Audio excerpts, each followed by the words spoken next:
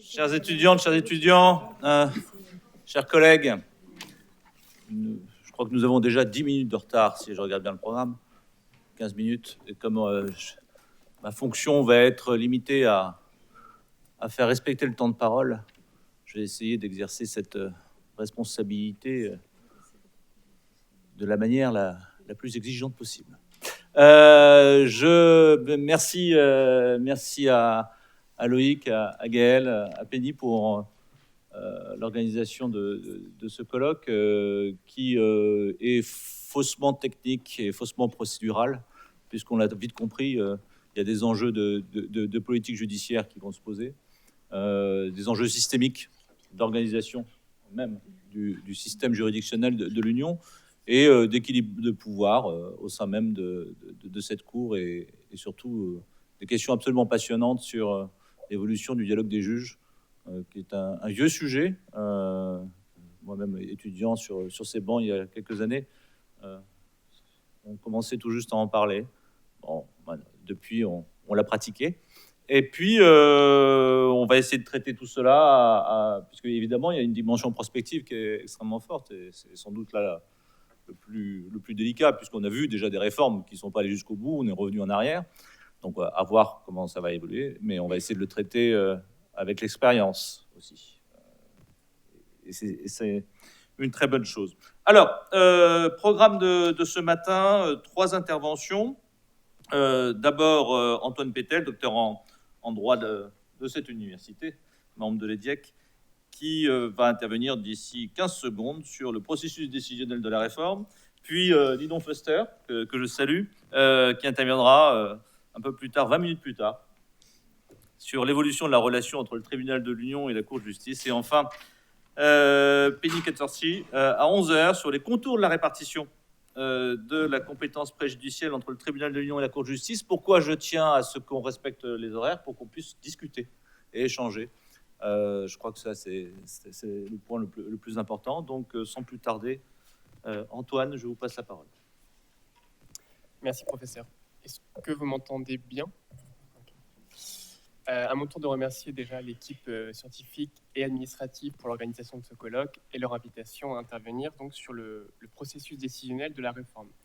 Avant de commencer mon intervention, je vais juste opérer une petite précision terminologique qui sera utile pour la suite de mon intervention et je pense pour la suite de la journée. C'est la distinction entre la Cour de justice de l'Union européenne, la Cour de justice et le tribunal de l'Union européenne. Quand je vais parler de Cour de justice de l'Union européenne, je parle de l'institution visée par les traités qui comporte 2 juridictions strictement séparées, la Cour de justice d'un côté et le tribunal de l'Union européenne. Donc quand je parle de la Cour de justice de l'Union européenne, j'englobe à la fois la Cour de justice et le tribunal de l'Union européenne. Mais quand je parle uniquement de la Cour de justice, je n'englobe pas le tribunal de l'Union européenne. Alors, ces précisions étant faites, mon intervention va porter sur le processus décisionnel qui a conduit à l'adoption du règlement 2024-2019 qui a modifié le protocole numéro 3, c'est-à-dire le statut de la Cour de justice de l'Union européenne. Alors, ce processus décisionnel, il a pendant longtemps il n'a pas été déclenché pour différents obstacles qu'on peut regrouper en 3 catégories. Premièrement, c'est un obstacle juridique, puisque avant 2001, les traités européens ne prévoyaient pas en fait de compétences pour le tribunal de l'Union européenne en matière préjudicielle. C'est depuis le traité de Nice adopté en 2001 qui a prévu un article 256, paragraphe 3 TFUE, donc aujourd'hui, après le traité de Lisbonne, qui prévoit la compétence du tribunal en matière préjudicielle. Cette compétence, c'est une évolution théorique majeure, mais elle a manqué de pratique puisque jusqu'à aujourd'hui, entre guillemets, le statut de la Cour de justice n'avait pas été modifié pour prendre en compte en pratique cette répartition en matière préjudicielle. Donc un obstacle juridique qui est aujourd'hui levé, mais qui avant a bloqué toute répartition évidemment. Ensuite, un obstacle politique parce que la Cour de justice a pendant très longtemps souhaité conserver sa compétence préjudicielle et donc elle n'a pas souhaité la partager avec le tribunal, donc il y a eu un frein du côté de la Cour de justice qui n'a pas souhaité forcément engager la réforme pour accorder une compétence au tribunal. Enfin, un obstacle technique, puisque pendant longtemps, la Cour de justice a été en mesure d'assumer sa compétence préjudicielle en répondant à l'ensemble des renvois préjudiciels dans un délai relativement raisonnable, donc ce qui assurait tout à fait sa mission. Cependant, cette situation, elle a évolué sous l'effet de 3 facteurs. Premier facteur, c'est l'augmentation progressive depuis de nombreuses années des renvois préjudiciels adressés à la Cour de justice. Et donc, ça a allongé les délais de réponse. Deuxième facteur, c'est l'augmentation de la complexité des renvois préjudiciels qui a eux aussi augmenté le délai de réponse de la Cour de justice. Troisième facteur, c'est le doublement du nombre de juges au sein du tribunal de l'Union européenne qui a légitimé progressivement sa capacité à exercer et à partager la compétence préjudicielle de la Cour de justice. Donc ces 3 facteurs en fait, ont entraîné un changement de position de la Cour de justice qui a abouti à la demande fin 2022 pour modifier le statut de la Cour de justice de l'Union européenne. Donc mon intervention, elle va porter sur la procédure spécifique qui a permis l'adoption du règlement qui porte la réforme. Donc c'est la procédure inscrite à l'article 280 TFUE. Donc je vais vous présenter assez sommairement son domaine d'application, son déroulement, ses incertitudes, ses spécificités, ses enjeux, et en 2 temps, donc de manière très classique. Premièrement, je vais vous présenter le domaine d'application de cette procédure, puis dans un second temps, je vais vous présenter son déroulement.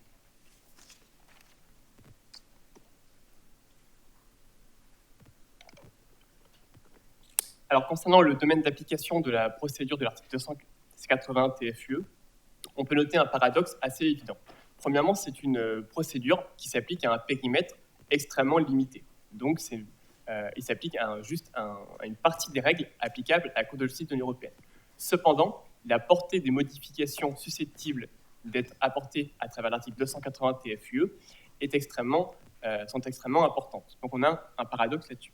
Donc, le premier point, le périmètre limité de la procédure de l'article 280 TFUE, la question qui se pose, c'est quelles sont les règles que l'on peut modifier à travers la procédure de l'article 280 TFUE. Alors, ces règles, elles sont très bien définies. On ne peut modifier à travers l'article 280 TFUE que le statut de la Cour de justice de l'Union européenne, c'est-à-dire le protocole numéro 3 annexé au traité. En dehors de 2 exceptions, c'est le titre 1 du statut qui concerne le statut des juges et des avocats généraux et l'article 64 du statut qui concerne le régime linguistique qui comporte une sensibilité particulière. Qu'est-ce qu'on en déduit? C'est que la procédure de l'article 280 TFUE permet uniquement de modifier une partie des règles applicables à la Cour de justice de l'Union européenne, c'est-à-dire qu'on peut ranger en 2 grandes catégories, celles qui sont issues du droit primaire et celles qui sont issues du droit dérivé. Dans le droit primaire, nous retrouvons l'article 19 du traité sur l'Union européenne, le TUE, les articles 251 à 281 du TFUE, donc le traité sur le fonctionnement de l'Union européenne. On retrouve aussi la Charte des droits fondamentaux et le texte qui nous intéresse plus particulièrement pour mon intervention, c'est le statut. Côté du droit dérivé, nous avons les 2 règlements de procédure qui prévoient l'ensemble des règles essentielles applicables devant la Cour de justice et devant le tribunal de l'Union européenne. La singularité de la procédure de l'article 280 TFUE, c'est qu'on va confier au Conseil de l'Union européenne, et au Parlement européen, donc à travers une voie législative, la capacité de modifier un texte de droit primaire. Et donc ça, c'est une singularité et qui va s'expliquer assez simplement. Avant 2001, pour modifier le statut de la Cour de justice de l'Union européenne, il fallait passer par la procédure de révision ordinaire, c'est-à-dire l'article aujourd'hui 48 du traité sur l'Union européenne. Sauf que c'est une procédure extrêmement incertaine, extrêmement lourde, qui requiert notamment l'unanimité des États membres. Par exemple, aujourd'hui, c'est une procédure qui aurait peu de chances d'aboutir à travers les oppositions qu'on peut ressentir entre les États membres. Donc, les rédacteurs du traité ont souhaité créer une procédure spécifique qui va permettre de modifier le statut de la Cour de justice pour lui permettre d'adapter ses moyens aux missions qui vont évoluer au fil des années. Donc, cette procédure, elle a été créée en 2001 avec le traité de Nice. C'était l'article, à l'époque, 245 du traité instituant la Communauté européenne et qui prévoyait donc une procédure législative qui, pour aboutir, nécessitait un vote à l'unanimité du Conseil de l'Union européenne. Donc, une procédure un peu plus légère que la procédure de révision ordinaire, mais une procédure toutefois assez exigeante. En 2007, on va instaurer un peu plus de flexibilité puisqu'on va passer la procédure de l'article 280 TFUE, on va l'aligner sur la procédure législative ordinaire qui est aujourd'hui prévue à l'article 294 TFUE. La conséquence, c'est que le Conseil de l'Union européenne ne va pas se prononcer à l'unanimité, mais à la majorité qualifiée, avec également le vote du Parlement européen. Donc on va, au fil des années, en fait, 2001 puis 2007, apporter de la flexibilité pour la modification du statut de la Cour de justice de l'Union européenne. Alors, un périmètre extrêmement limité, certes, mais un article qui ne prévoit pas, malheureusement, les modifications matérielles susceptibles d'être apportées à travers cette procédure. Et donc, ça va doter une portée extrêmement extensive à l'article 280 TFUE. Alors, pourquoi ? Parce que l'article 280 TFUE nous dit bien que le Conseil de l'Union européenne et le Parlement peuvent modifier le statut de la Cour de justice de l'Union européenne. Ce que l'article ne nous dit pas, c'est quelles sont les modifications qu'on peut apporter au statut. Et donc là, on a deux enjeux d'articulation qui doivent être bien identifiés. Premier enjeu d'articulation, c'est les règles qui doivent figurer dans le statut ou celles qui doivent être prévues par les autres textes du droit primaire, le TUE, le TFUE, la Charte des droits fondamentaux. Ça, c'est le premier enjeu d'articulation. Le deuxième enjeu d'articulation, c'est quelles sont les règles qui doivent relever du statut et celles qui doivent relever des règlements de procédure. Alors, sur le premier enjeu, la question, en fait, derrière ça, qui est fondamentale, c'est si une règle doit figurer dans le statut, on va pouvoir la faire évoluer à travers la procédure de l'article 280 TFUE. Si une règle doit figurer dans le TUE, TFUE, c'est la procédure de révision ordinaire qu'on va utiliser. Donc, en fait, la question de savoir quelle règle doit figurer dans quel texte pose la question de la procédure que l'on doit employer.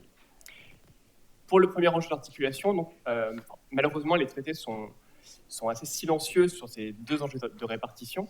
Donc, en fait, et là, je vais m'appuyer sur l'analyse de M. Jean-Paul Keppen, qui est un ancien directeur du service juridique de la Commission européenne, qui nous dit que, en l'absence de précision des traités et de l'ensemble des principes applicables au droit de l'Union européenne, on peut prendre la clé de lecture de retenir le fait qu'une lecture implicite, c'est-à-dire tout ce qui n'est pas déjà prévu par le droit primaire, donc le TUE, le TFUE, peut être prévu par le statut de la Cour de justice de l'Union européenne. Donc, en dehors de ce que prévoit, par exemple, l'article 19 TUE ou les articles du TFUE, le statut de la Cour de justice de l'Union européenne a vocation à accueillir toutes les règles qui ne sont pas déjà prévues. Et donc, cette lecture, en fait, dote la procédure de l'article 280 TFUE d'une portée extrêmement large. Pour le deuxième enjeu d'articulation, toujours selon l'analyse de M. Jean-Paul Keppen, on peut se référer à l'article 63 du statut de la Cour de justice, en fait, qui nous dit bien que les règlements de procédure sont là pour appliquer et compléter le statut de la Cour de justice. Et donc, ce qu'on peut en tirer, c'est qu'il y a un caractère subordonné des règlements de procédure vis-à-vis du statut de la Cour de justice, qui, encore une fois, alimente une portée extensive des règles qui ont vocation à être accueillies par le statut de la Cour de justice. Donc, un domaine d'application, comme je le disais, qui s'applique en principe à un périmètre extrêmement limité, mais qui, faute de précision dans les traités, est doté en fait d'une portée extrêmement large et susceptible d'évoluer. En fait. Alors, concernant maintenant ma seconde partie, donc le déroulement de la procédure de l'article 280 TFUE. Alors, l'article 280 TFUE nous dit bien que le Conseil de l'Union européenne et le Parlement européen statuent conformément à la procédure législative ordinaire. Donc, on va retrouver toutes les logiques, toutes les structures de la procédure que nous connaissons, je pense, relativement bien, à savoir un droit d'initiative qui va ensuite, un texte qui va être soumis par un droit d'initiative, qui va aller à la négociation entre le Conseil de l'Union européenne, le Parlement européen, avec une première lecture, deuxième lecture, éventuellement une troisième lecture, et une adoption si on a un accord entre les deux co-législateurs. Donc, dans la procédure de l'article 280 TFUE, nous allons retrouver les logiques de la procédure législative ordinaire. Cependant, on va retrouver des singularités qui vont faire en sorte que la procédure de l'article 280 TFUE va se distinguer de la procédure législative ordinaire, et notamment à deux niveaux. C'est, pour reprendre les mots de la professeure Laure Clément-Vis, c'est une procédure, entre guillemets, presque ordinaire. Les distinctions, on peut les trouver à deux niveaux. Premièrement, c'est sur le droit d'initiative pour enclencher la procédure de l'article 280 TFUE. Deuxième singularité, ça va être dans l'exécution de cette procédure. Alors, sur la première singularité, donc c'est l'initiative de la procédure de l'article 280 TFUE. Dans la procédure législative ordinaire, c'est la Commission européenne qui détient le monopole de l'initiative. C'est elle seule qui est habilitée à pouvoir proposer un texte en vue de son adoption par le Conseil de l'Union européenne et le Parlement européen. Dans la procédure de l'article 280 TFUE, ce droit d'initiative, il est partagé entre la Commission européenne et la Cour de justice. Donc là, on a une singularité, en effet. En pratique, en pratique, tout de même, on remarque que c'est quasiment exclusivement la Cour de justice qui initie la procédure de l'article 280 TFUE. Il n'y a qu'une fois où la Commission européenne a été à l'initiative d'une réforme, c'est pour la création du tribunal de la fonction publique en 2004. Donc en fait, ça traduit ce qu'on peut appeler une conviction profonde que c'est la Cour de justice qui est, elle, la mieux habilitée, la mieux placée pour apprécier la nécessité d'une réforme. Maintenant, c'est un droit d'initiative, certes, qui est partagé, mais il est aussi déséquilibré à deux niveaux. Premièrement, c'est entre la Cour de justice et la Commission européenne. Et deuxièmement, c'est au sein de la Cour de justice de l'Union européenne. Premier point de déséquilibre, c'est entre donc, la Cour de justice et la Commission européenne. Pourquoi ? L'article 280 TFUE nous dit bien que l'initiative de la procédure peut venir soit de la Cour de justice après consultation de la Commission européenne, soit de la Commission européenne après consultation de la Cour de justice. Et ce qu'on nous précise aussi, c'est que c'est la Cour de justice qui fait une demande et la Commission européenne qui fait une proposition. Le choix de ces termes différenciés est très important juridiquement parce qu'il va y avoir une conséquence qui va être directe, c'est-à-dire que dans la suite de la procédure, le Conseil de l'Union européenne va être capable de modifier le texte qui lui est soumis à la majorité qualifiée lorsque c'est une demande de la Cour de justice et à l'unanimité lorsque c'est une proposition de la Commission européenne. Autrement dit, le Conseil de l'Union européenne a beaucoup plus d'influence dans la procédure pour modifier le texte soumis lorsque c'est la Cour de justice qui initie la procédure plutôt que lorsque c'est la Commission européenne. Donc ça, c'est le premier point de déséquilibre dans le droit d'initiative. Le second point de déséquilibre, c'est que l'article 280 TFUE nous dit bien que c'est la Cour de justice qui détient la capacité de déposer une demande. Ce n'est pas la Cour de justice de l'Union européenne. Autrement dit, concrètement, ça veut dire que le tribunal de l'Union européenne est exclu du droit d'initiative de l'article 280 TFUE. Et donc, ça crée évidemment un déséquilibre entre les deux juridictions de l'Union européenne, Cour de justice, tribunal de l'Union européenne, et éventuellement, ça crée des tensions entre ces deux juridictions lorsqu'elles ne sont pas d'accord sur les orientations à mener pour la réforme de cette institution. Donc, évidemment, c'est la Cour de justice là, qui profite de la situation parce que c'est elle qui a vraiment la capacité juridique de déclencher l'initiative. Alors, j'en viens maintenant au dernier point de mon intervention, c'est l'exécution de la procédure de l'article 280 TFUE. La singularité de cette exécution, c'est que les pouvoirs et les obligations de l'entité qui va initier, de l'institution qui va initier la procédure vont varier selon que la Cour de justice initie la procédure ou la Commission européenne initie la procédure. Lorsque c'est la Cour de justice qui initie la procédure, l'article 294, paragraphe 15 du TFUE nous dit bien que, donc lorsque c'est la Cour de justice qui l'initie, la Commission européenne va avoir un rôle un peu plus restreint dans la procédure. Et c'est tout à fait logique. Par exemple, elle n'a pas l'obligation de motiver le texte qui est soumis, parce que ce n'est pas son texte.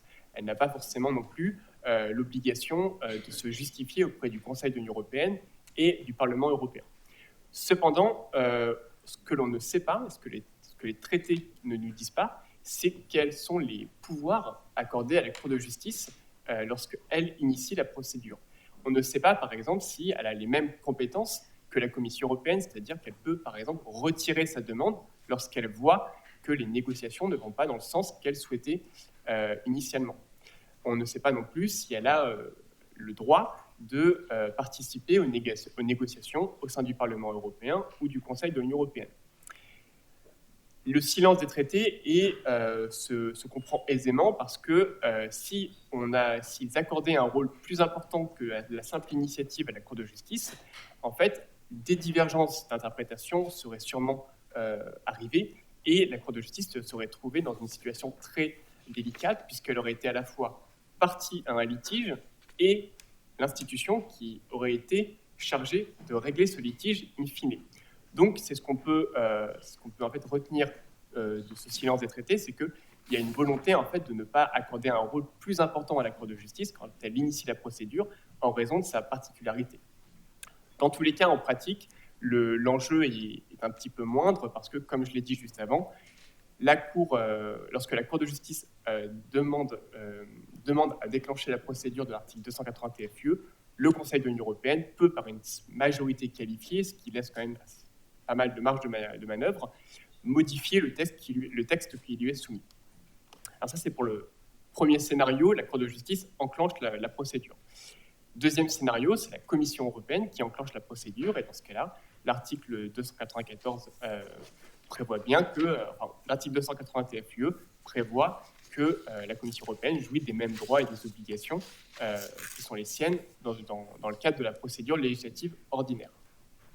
Ce que les traités ne nous disent pas, c'est quel est le rôle que joue la Cour de justice quand c'est la Commission européenne qui initie la procédure.